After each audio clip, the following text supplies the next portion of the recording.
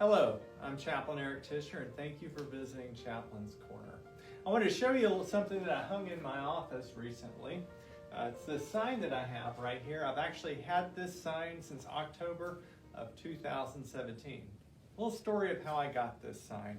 I was going to a friend's retirement at Holloman Air Force Base, New Mexico, and was traveling between El Paso, Texas, and Alamogordo, the town where Holloman is located. And if you've ever been on that road, it really is the middle of nowhere.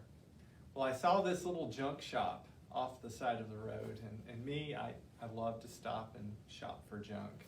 And so I decided to pull in, much to the chagrin of my wife and daughter, who know that I tend to stop at such things. And I saw this sign hanging in front of a shack there at the junk shop.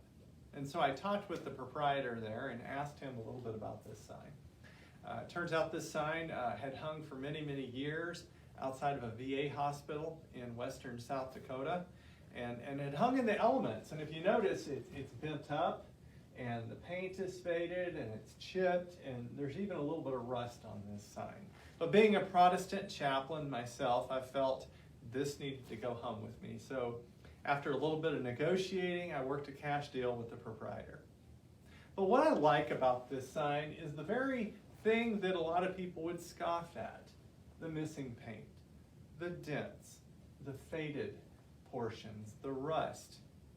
To many, this would make it an inferior product, but to me, that's patina. That shows that it has been around a while, and to me, the experiences it has and that it could speak of, if it could speak, add value to it.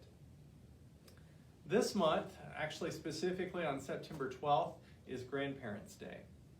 And many of you have had grandparents or have grandparents, and much like this sign, many of them have a little bit of patina on them. They've got some gray hair, they have some wrinkles, and increasingly I've noticed in our society that a lot of people want to scoff at the older generations. The whole okay boomer kind of talk that has become popular on some social media sites seems to belittle those who are older, seems to place a lot of value in youth. And of course, I'm starting to resemble that patina remark myself. But you know, there's a proverb that says, the glory of young men is their strength, but the glory of old men is their gray hair. And so I want to take this opportunity, being that we celebrate Grandparents' Day this month, to encourage you to form relationships with people from multiple generations.